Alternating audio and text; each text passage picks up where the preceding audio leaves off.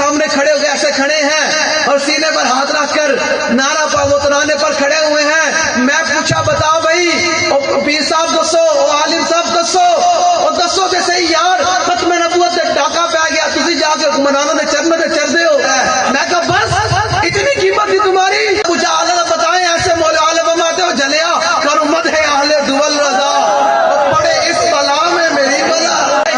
इकबाल को पूछ रही हो, कहते आला हजरत तो मौलवी है, कलंदर लाहौरी से पूछे, मैं इकबाल बता, बड़े बड़े जुब्बे दस्तारे और इल्म रखने वाले वहाँ कुब्बे खड़े होकर कहते हैं कि सुभान अल्लाह क्या बात है। उनको खत्म नबूवत का मसला आए तो वो कहते हैं हमारी दरगाह बंद हो जाएगी। खत्म नबूवत का मसला है, पीर साहब कहते हैं मेरा आस्थाना बंद हो जाएगा, मेरा मदरसा बंद हो जाएगा।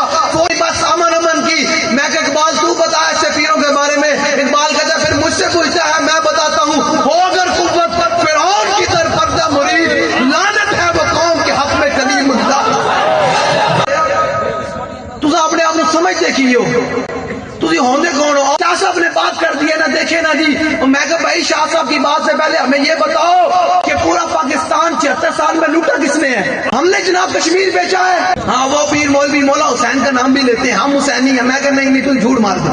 उस बाद जो तारीख लब्बैक या रसूलुल्लाह हुजूर दी खत्म नबूवत ते काल दवे ते अपना घर बाहर छड़ के मैदान में भी जरूर आना और बहुत बड़ी काल देने वाली है, और जो बोझदिल होगा वही पीछे रहेगा। तो ये शेर उन मौलवियों को जरूर सुनाना है, उन पीरों को जिनकी जुबान खत्म नबूवत के लिए तो नहीं खुलती, लेकिन जब वो किसी और की चापलूसी के लिए आए तो हुक्मरानों की चापलूसियां करने लग पड़ते हैं। जाकर ये पूछते शहबाज शरीफ से, ओ शहबाज शरीफ तेरे दौर के अंदर कितने मुसलमान ज़िबा हो रहे हैं, भूख से मर रहे हैं, बिजली से मर रहे हैं, बताओ।